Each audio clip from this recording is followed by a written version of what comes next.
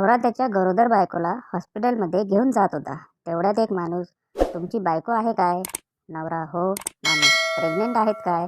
नवरा वैतागून, नाही नाही, फुटबॉल गिळलाय तिने. मूर्खा, चल हो बाजू.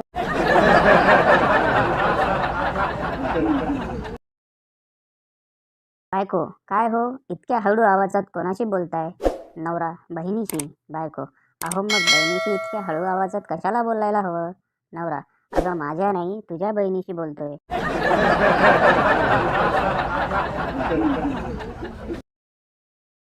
जेव्हा बायको म्हणते काय म्हणालात, याचा अर्थ असा नाही की तिने ऐकले नाही, तर ती तुम्हाला तुमचे वाक्य बदलण्याची एक संधी देत असते.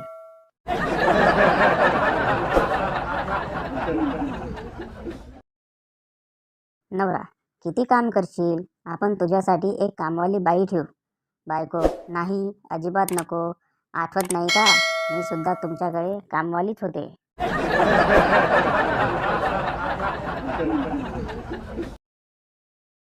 बायको, माझ्या आईचं ऐकलं असतं आणि तुम्हाला नकार दिला असताना तर मी सुखी झाले असते. नवरा, काय सांगतेस काय?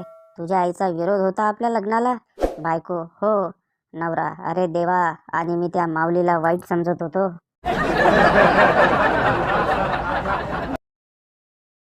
नवरा बायको समोरासमोर बसून जेवण करत होते. जेवण झाल्यावर नवरा उठला आणि त्याने स्वतःचे ताट धुवून आणले. बायको नवऱ्याकडे रागाने पाहत म्हणाली, केला ना इज्जतीचा कचरा. आपण आपल्या घरी नाही आहोत, बाहेर हॉटेलमध्ये जेवायला आले आहोत.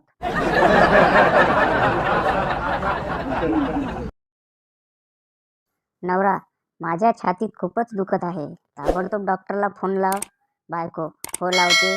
तुमच्या मोबाईलचा पासवर्ड सांगा. नवरा, नको, राहू दे, आता बरं वाटतंय थोडंसं.